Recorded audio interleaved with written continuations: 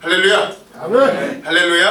아멘. 오늘 우리 고난주간 특별 새벽 기도의 마지막 5번째 날 우리 하나님 앞에 우리가 진정으로 결단하고 나아가 우리 살 길을 찾는 저와 여러분 되길 주님의 이름으로 축원드립니다. 우리 옆에 있는 분들과 이렇게 한번 인사하고 말씀의 은혜 나누겠습니다. 하나님께 돌아가는 길이 믿는 자의 살 길입니다. 시작. 하나님께 돌아가는 길이 믿는 자의 살 길이시다.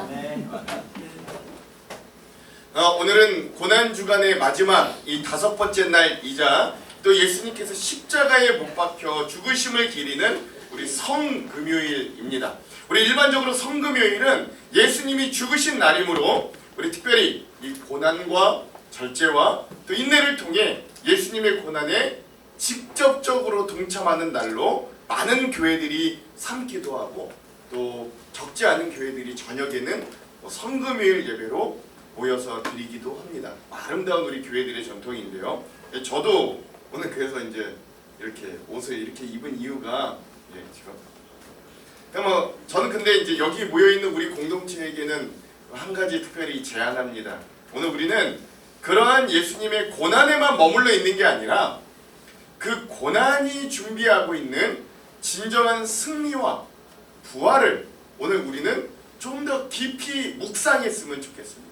여러분, 우리의 십자가에는 예수님의 형상을 놓지 않아요. 고난당하는 예수님의 모습을 우리는 굳이 만들어 놓지 않는다고요. 우리는 이 빈 십자가, empty cross라고 하는데 우리 이 빈 십자가를 묵상합니다. 왜요? 이 십자가에서 고난받던 예수님이 뭐 하셨기 때문에? 부활하셨기 때문에. 그래서 오늘 우리가 물론 그 주님의 고난을 깊이 묵상하는 날이지만 그러나 그것을 넘어서는 우리 부활의 승리를 우리가 더 기쁜 마음으로 소망할 수 있는 우리 귀한 하루 되기를 또한 주님의 이름으로 축원드립니다. 우리 옆에 있는 분들에게 이렇게 한번 우리 격려해 주시고 위로해 주십시오. 하나님께 돌아가기 위해 애쓰며 새벽을 깨웠던 당신이 바로 진정한 승리자입니다. 시작.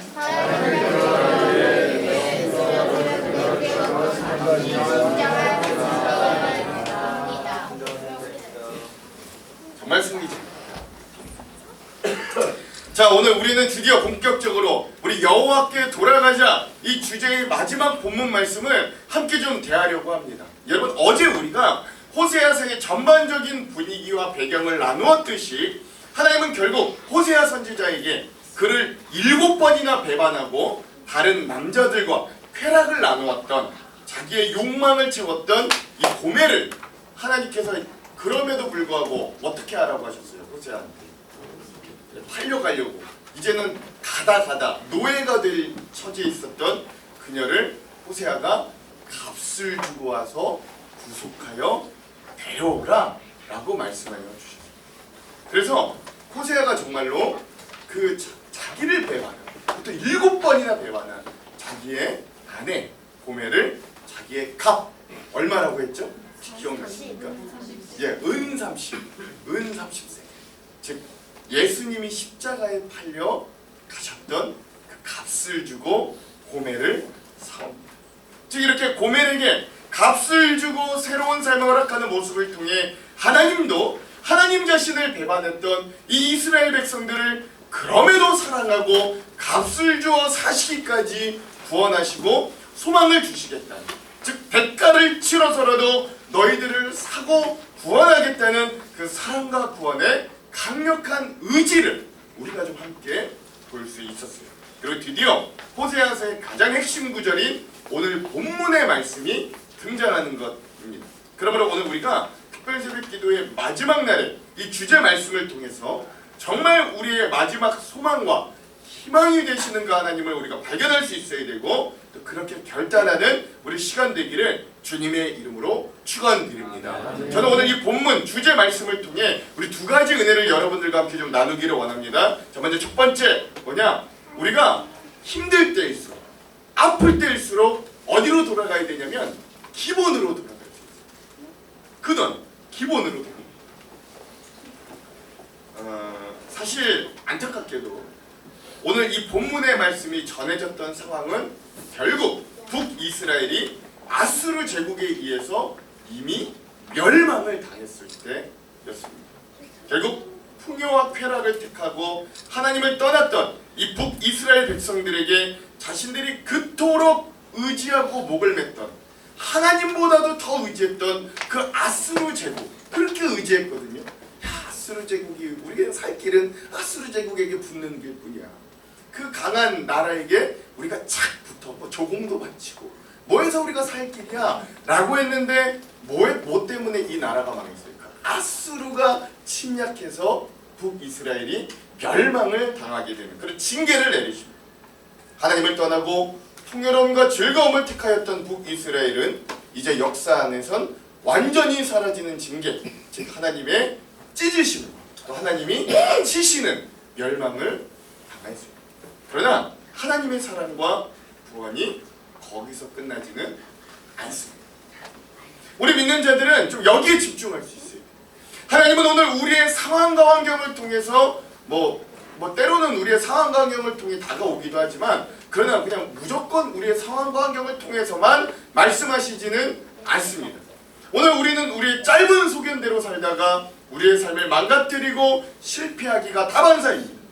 다들 겉모습으로는 괜찮은 듯 살아가지만 사실 우리는 그것이 우리 어떤 믿음의 영역이든, 때로는 건강의 영역이든, 그것이 물질의 영역이든, 아니면 우리 관계의 영역이든 간에 우리에게 주어진 삶의 반경들을 우리는 사실 끊임없이 망가뜨리고 끊임없이 훼손하고 스스로 죄를 짓고 함정을 파고 그 구덩이에 빠져서 허우적거리며 살아갑니다.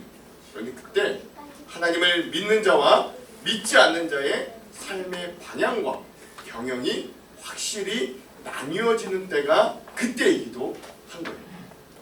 특별히 우리 믿는 자들에게 그런 실패와 망가짐은 바로 내가 일하거나 내가 그 모든 것을 감당하기를 멈추고 하나님께서 나의 삶에 직접 개입하셔서 역사와 구원을 이루시는 하나님의 무대로 고백합니다.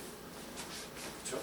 내가 실패할 때, 내 힘으로 할 수 없을 때, 그때 비로소 그리스도인들은 누가 일하기를 원한다. 누가 일하기를 기다리게 된다고요? 누가 일하기를? 하나님이 일하시는 무대, 하나님이 일하심을 기대하는 놀라운 은혜의 장이 그때 우리에게 열려지는 것 됩니다. 근데요, 하나님을 믿지 않는 세상 사람들은요, 하나님을 믿지 않는 세상 사람들은 그때가 진짜 절망입니다. 그때가 진짜 실패의 자리입니다. 오늘 호세아 선지자가 우리들에게 전하는 메시지도 그런 거예요. 북이스라엘이 완전히 망하였을 때, 우리 신앙인들이 우리의 삶에서 완전히 실패했을 때, 그래서 우리의 마음이 완전히 가난하여지고 완전히 상한 심령이 되어 비로소 그 저 하늘을 바라볼 마음과 간절함이 생겼을 때 하나님은 놀라운 은혜와 역사로 우리에게 함께하여 주십니다. 그것들을 어떻게 표현하는가? 우리 다 같이 호세아서 오늘 본문의 1절, 6장 1절을 함께 읽어보도록 하겠습니다. 읽겠습니다. 시작!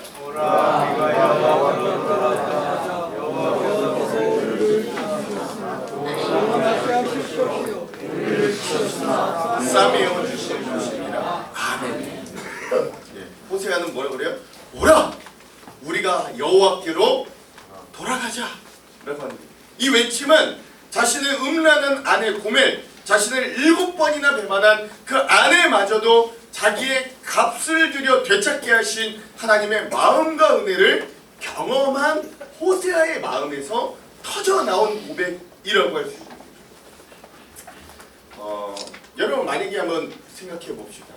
만일 이 고멜, 이 아내 고멜의 심각한 배반 속에서 하나님께서 직접 호세아의 마음에, 호세아의 그 삶에 개입하시지 않았다면, 그녀를 그래도 데려와, 그녀를 그래도 용서해, 그를 그래도 값을 주고 구해와 라고 개입하지 않으셨다면, 여러분 호세아가 아무리 사랑의 선지자라고 할지라도 우리와 같은 성정의 사람이었을진데, 그런 하나님의 개입이 없었다면 아마도 그 아내 고멜을 호세아도 결국에 소방맞게 하고 쫓아내버렸을 겁니다. 아니면 더 심하게 한다면 이스라엘의 율법에 따라 이 가늠한 아내를 돌로 쳐 죽이라고 하였으니 자신을 최소 7번이나 배반한 그 아내를 몇 번이나 돌로 쳐 죽이고 싶었을지도 몰랐을 겁니다. 그러나 하나님의 사랑은 그런 게 아니었어요. 그 하나님의 명령에 순종하여 망가질 대로 망가진 그 아내를 값을 치러와 데리고 와서 회복시켰던 그 모습과 과정 속에서 호세아는 아수르에게 망했던 우리 민족 이스라엘이 떠올랐어요. 그런데 거기서 멈추지 않고 호세아 자신도 나는 나를 신실한 남편, 나는 나를 신실한 선지자로만 알고 자부하였겠지만 사실 그런 이 고멜과 같이 망가진 인생을 값을 잡고 데려와 회복시켜 보니 자기의 삶을 곱씹어 보면서 나도 하나님 앞에 내 아내와 같이 나도 하나님을 때론 배반하고 나도 때론 음란이 다른 것들을 쳐다보고 나도 때론 하나님을 떠나 나의 힘과 능력으로 나의 삶을 어떻게든 살아보려고 했던 자기의 모습이 떠올랐어요. 그 특별히 오늘 1절의 말씀에 보니까 호세아는 하나님께서 우리를 어떻게 하셨냐면 먼저 하나님은 그렇게 주님을 떠난 주님을 배반한 죄 가운데 거했던 믿음을 저버린 우리들을 찢으시고 우리를 치셨다라고 하는 표현이 나옵니다. 근데 우리 여기서 좀 주목해볼 깊이 묵상해볼 부분이 있는데 그건 우리의 삶에 다가온 어떤 이 고난과 실패의 문제에 있어서 우리가 이런 표현들을 오해하여 무조건 하나님 탓을 하며 나의 삶을 찢으시는 하나님, 나의 삶을 치시는 하나님만을 묵상해서는 안 된다는 사실. 사실 하나님께서 우리 인생을 향한 목적과 마음은 온 인류가 하나님의 구원하심과 하나님의 축복을 얻는 것에 있습니다. 그러나 사실 오늘 우리의 삶에 다가오는 모든 실패와 고통의 문제들은 하나님께서 우리를 징계하시기도 전에 우리 스스로가 스스로의 죄로 만들어낸 죄와 죄들이 연결되어 우리에게 다가온 자승자박의 결과일 때가 훨씬 많다는 거예요. 예를 들면 여러분 이런 겁니다.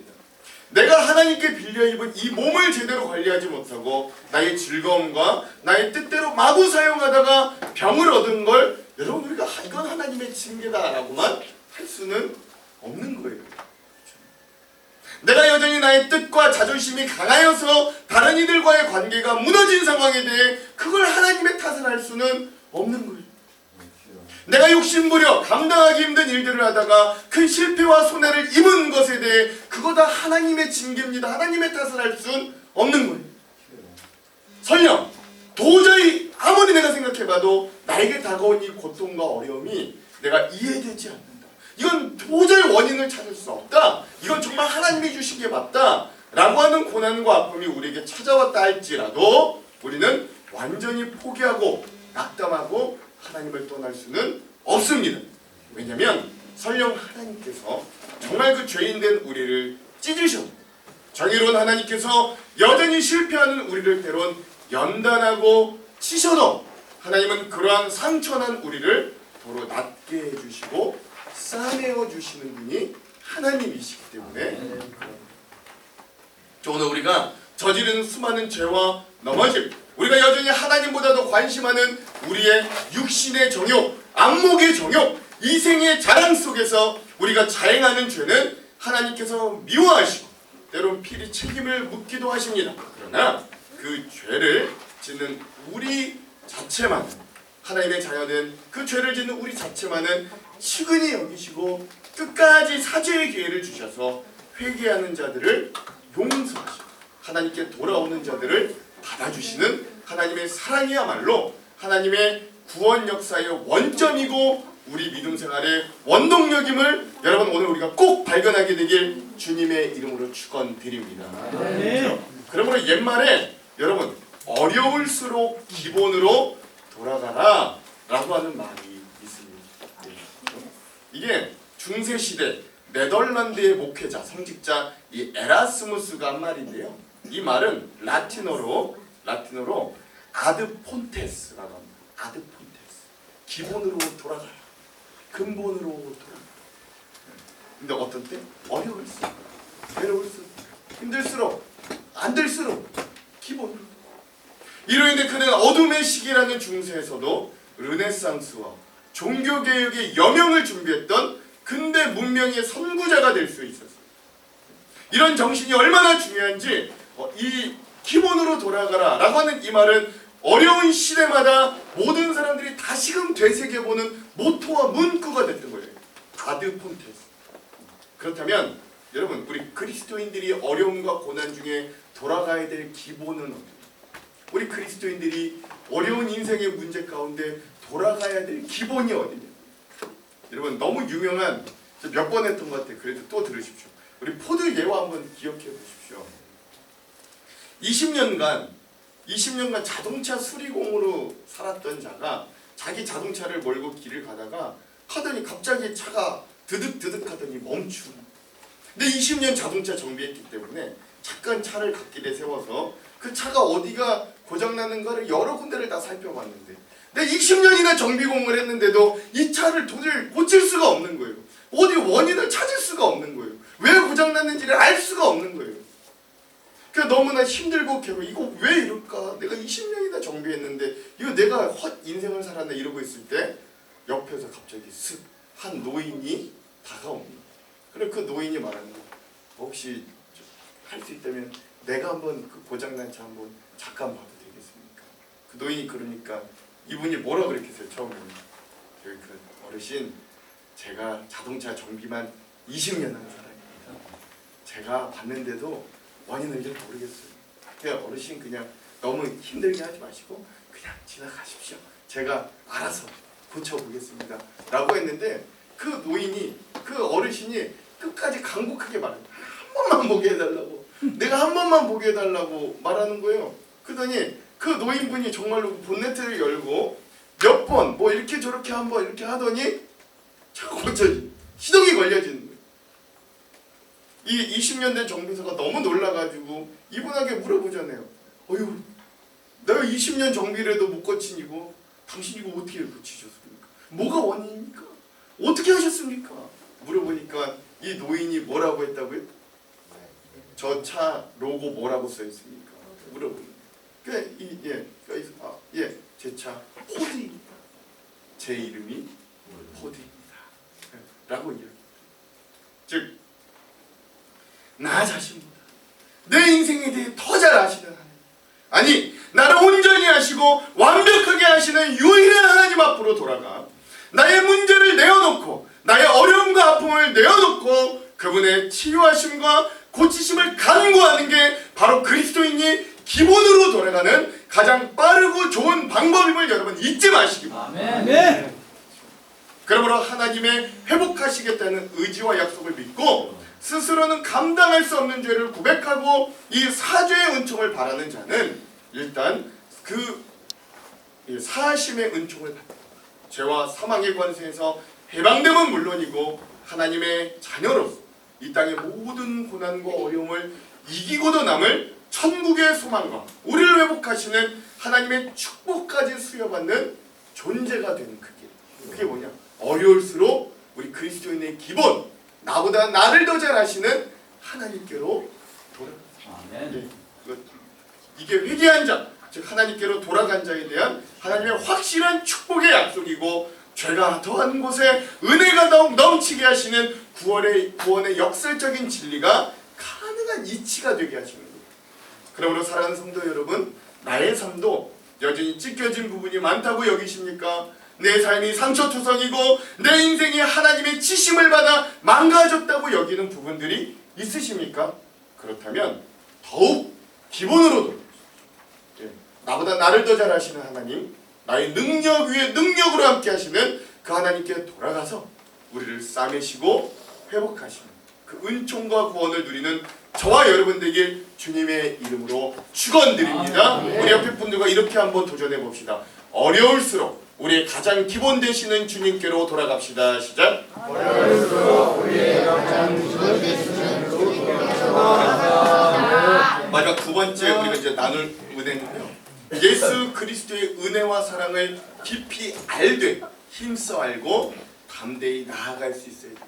자, 이제 호세아는 완전히 나라가 망하여서 절망과 낙담 중에 있는 이 백성들에게 구체적인 시한까지 알려주면서 하나님의 회복하심과 구원하심이 얼마 남지 않았음을 알려줍니다. 다 같이 2절의 말씀을 한번 읽어볼까요? 2절 읽겠습니다. 시작.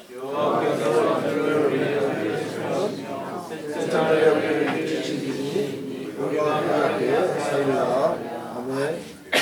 일반적으로 이 말은 그냥 이 말 자체 1차적으로는 어떤 의미냐, 우리가 지금 다 망했지만, 우리가 하나님의 징계를 받았지만 머지않은 시기에 하나님의 놀라운 구원과 응답이 모든 것을 잃고 망한 우리 이스라엘에게 다시금 찾아올 것이라는 소망의 말씀입니다. 근데요, 이런 1차적인 의미 말고도 이 말씀에 더 깊은 의미가 있어요.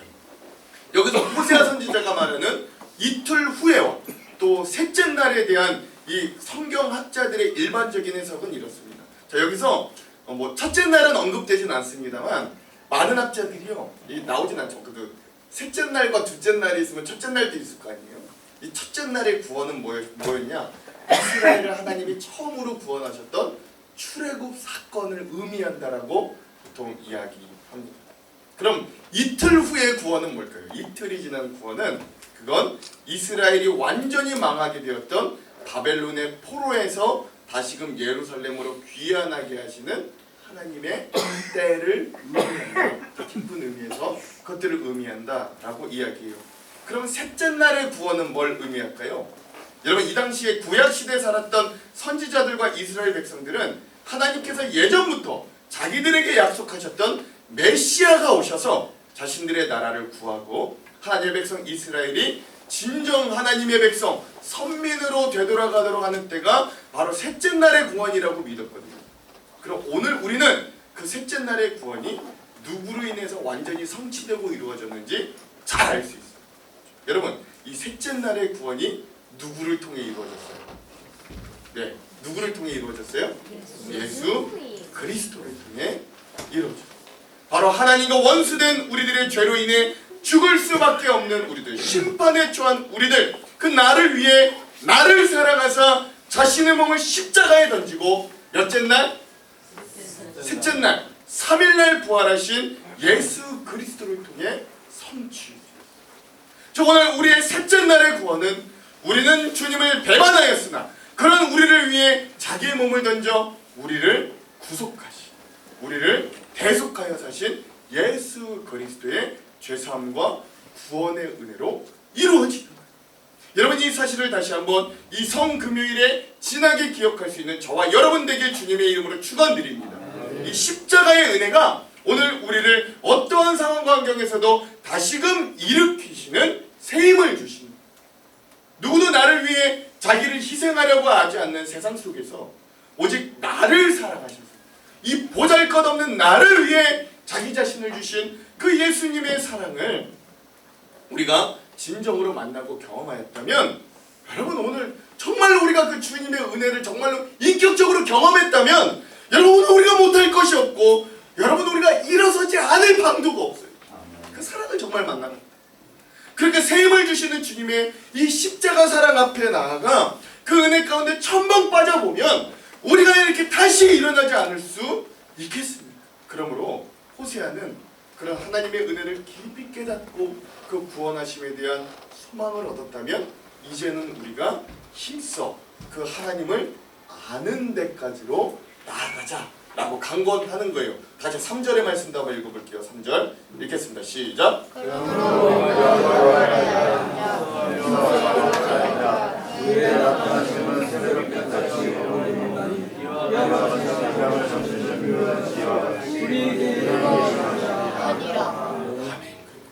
몇 번 말씀드린 것 같은데, 여기서 우리가 하나님을 알자 라고 하는 이 알다 라는 뜻은 히브리어로 야다 라고 하는 말인데요, 이 야다라는 말이 그냥 머리로만 한다, 학습하여 안다 이런 뜻이 아니라, 어느 정도까지 아는 걸 말하냐면, 부부가 서로 잠자리까지 같이 하여 삶을 공유하고 살아내므로 상대에 대해 깊이 경험적으로 알게 되는 그 경험적인 암까지의 아는 것, 그것들, 그러니까 경험적으로 아는 것들을 인격적으로 만나서 경험해 아는 그것들까지의 알을 이야기해요.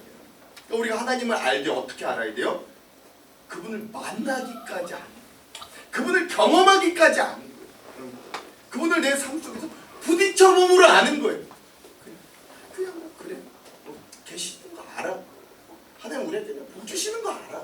뭐 기도에 그냥 목사님 맨날 응답해 주신다고 하니까 그래, 응답해 주시는 거 알아. 이거 말고 내가 진짜 부딪혀, 내가 진짜 하나님을 찾아봄으로 경험해 봄으로 아는 거예요. 그렇게 알지 않나?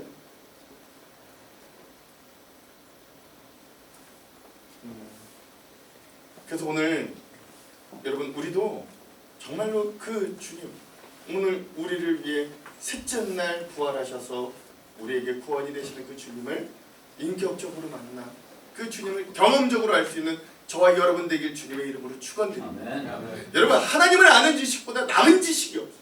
그보다 더 고상한 지식이 없어요. 예수님의 십자가 은혜를 경험적으로 아는 경험보다 우리 인생에 더 고상한 경험은 없는 거예요.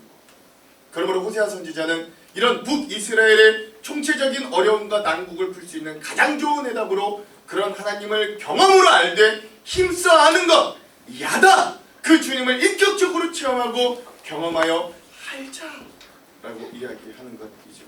즉 살아가는 성도 여러분 오늘 우리가 하나님께로 돌아가서 그분을 그저 머리로만 알려고 하는 게 아니라 우리 하나님과 삶에서 직접 만나기를 도전하고 그 은혜의 삶에서 직접 경험하기를 도전하는 그 길로 들어설 수 있는 저와 여러분 되길 주님의 이름으로 축원드립니다. 여러분 성경에는요 그렇게 돌아감을 통해 구원받는 이야기들이 산적해 있어요. 우리 이틀 전에 함께 나눴던 탕자는 그 둘째 아들은 개인이 그 아버지 하나님께로 돌아가 승리하는 경우들을 잘 보여줬습니다. 가정이 돌아가 구원받는 경우도 있어요. 남편과 아들을 잃었던 두 여인 나오미와 룻은 그럼에도 어머니의 하나님이 나의 하나님임을 고백하며 그들의 신앙의 고향인 베들레헴으로 돌아갔을 때 그 가정이 보아스를 만나 대를 잇고 이방인 여인이었던 룻은 다윗 왕의 증조 할머니가 되는 놀라운 역사와 회복이 일어나게 됩니다. 또 니느웨에 가서 회개를 선포하였을 때 그 아수르의 수도 니느웨 백성들이 일시적이었지만 그도 하나님께로 돌아와 놀랍게도 왕으로부터 평민까지 모든 백성들이 회개했어요. 하나님께 돌아갔어요. 결국 하나님의 심판이 그 니느웨 성에 철회되고 어린아이들 12만 명을 포함해 총 60만 명의 백성들과 가축들이 구원을 받게 되는 나라가 돌아오게 되는 놀라운 은혜들을 성경은 보여줍니다. 개인이, 가정이, 국가가 모두가 주님께로 돌아가기만 하면 하나님은 용서하시고 살려주셨어요. 결국 하나님의 심판은 철회되고 하나님의 놀라운 구원과 살게 하시는 은혜가 그들에게 임하였어요. 그러므로 오늘 우리도 그렇게 주님을 직접 경험하고 만나는 그 친밀한 야다 주님을 아는 자리 즉 주님을 경험하며 친밀하게 동행하는 그 자리로 돌아갈 수 있는 저와 여러분 되길 주님의 이름으로 축원드립니다. 이런 마지막으로 제가 한 예화만 좀 나누고 말씀을 좀 마무리하도록 합니다. 이것도 여러분 많이 들어봤을 겁니다. 노란 손수건이라는 예화인데요. 예전 미국에 있었던 실화라고 합니다. 그 빙고라고 하는 이 젊은 남성이 어렸을 때 철이 없어 여러 가지 범죄들을 많이 짓고 결국 감옥에 들어가게 되었어요. 근데 이제 그가 여러 번 감옥에 들어가고 이러다가 어느 날 드디어 자기의 인생을 되돌아보니까 자기가 아버지한테 그리고 내 삶에 너무나도 몹쓸 짓을 너무나 많이 했던 거예요. 근데 이제는 좀 회개하고 회심하고 싶고 이제는 좀 제대로 된 삶을 살고 싶은데 너무 늦은 것 같은 거죠. 그래도 용기를 내서 아버지께 편지를 씁니다. 아버지 이제 제가 곧 있으면 이 감옥의 이 징역이 다 거의 끝나가고 이제 고향으로 돌아 자유의 몸이 되는데 제가 아버지께서 만약에 나에게 마지막으로 기회를 한 번만 더 주신다면 내가 고향으로 돌아가 아버지 곁에서 제대로 된 인생을 다시 시작해보고 싶습니다. 그런데 혹시 아버지께서 이런 나를 용서하기가 어렵고 받아들이기 싫으시다면 아무것도 내가 고향에 들어갔을 그 입구에 아무것도 해놓지 마십시오. 그럼 내가 그런 줄 알고 그냥 떠나겠습니다. 그런데 혹시 아버지가 나를 받아들일 용의가 있으시다면 그 마을어기 그 가장 큰 나무에 노란 손수건 하나만 묶어주십시오. 그러면 제가 그 노란 손수건을 보고 아버지가 나를 받아들여 주시는 줄로 알고 아버지께로 돌아가서 새 삶을 시작하겠습니다. 편지를 씁니다. 그리고 드디어 복역을 다 마치고 이제 자유의 몸이 된 빙고가 감옥을 나오게 됩니다. 떨리는 마음으로 버스를 타고 오랜 시간 자기 고향 집으로 돌아가게 되었어요. 집을 돌아가는 그 버스 내내 이 빙고의 마음에는 갈등과 고민이 있는 거예요. 아버지가 나를 안 받아주면 어떡하지? 그 노란 손수건이 그 나무에 안 걸려 있으면 어떡하지? 나는 그럼 어떤 인생을 이제 살아가게 되지? 고민하고 있었던 거예요. 근데 그 빙고가 그 죄 많은 그 아들 빙고가 그 자기의 고향 마을로 들어가는 순간 그 버스에서 자기 눈앞에 펼쳐진 광경은 너무나도 기이하고 아름다운 광경입니다. 그 자기가 말했던 그 나무에 온갖 종류의 노란 손수건이 죄다 묶여 있는 거야. 아, 아버지가 나를 받아주시려고 하시는구나. 그거 너무 감격해 빨리 버스에서 내려서 아버지를 향해 막 달려가는데 더 기가 막힌 광경이 이루어지는 게 뭐냐? 그가 아버지께로 막 가는데 저 멀리서 보다 못한 광경이 뭐냐? 그 아버지가 혹시 그 아들이 자기가 그 나무에 메어놓은 이 노란 손수건을 보고도 용기를 얻지 못할까 싶어. 그 아버지가 긴 장대에다가 엄청나게 큰 노란 이 깃발을 들고 휘두르고 아들아 이거 먹어. 아들아 이거 먹어. 그 모습을 본 빙고가 어떻게 새 삶을 살지 않겠어. 그 모습을 그 아버지의 사랑을 느낀 그 빙고가 어떻게 그 아버지 앞에 이제 더 옛날과 같은 삶을 살 수 있겠어요. 사랑하는 성도 여러분, 우리가 죄를 짓지만 우리가 여전히 실패 가운데 있지만 우리가 여전히 믿음으로 너무나도 멀리 떨어져 있는 삶을 사는 것 같지만 우리가 여전히 저 십자가를 높이 들어 흔들고 우리를 그 주님의 품으로 여전히 돌아오기를 바라시는 그 우리의 아버지가 되신 하나님의 품으로 돌아가지 못할 때가 없고요. 여러분 이런 하나님의 품으로 돌아가지 못할 시간이 도저히 없다는 거 여러분 잊지 마시기 바랍니다. 그러면 여러분 망설이지 마십시오. 우리가 주님께로 돌아갈 때 주님은 우리가 돌아갈 길 중에 온통 이 십자가의 사랑과 은혜를 영적인 노란 손수건으로 묶어두셔서 그 사랑과 은혜가 넘쳐 우리가 도저히 다른 길로 가려고 해도 가지 못하도록 우리를 강력히 이끌어 주심을 여러분 기억하시기 바랍니다. 한순간 그 주님께로 돌아가기 위해 열심히 기도하고 애를 썼으니 이후로는 정말로 우리가 이 한 주간 애를 썼으니까 이후로는 정말로 그 주님께로 돌아가 다시 복음 앞에서 다시 믿음으로 승리하고 다시 기쁨으로 헌신하고 순종하는 우리 승리의 자녀들이 다 되시기를 우리 주님의 이름으로 축원합니다. 축원합니다.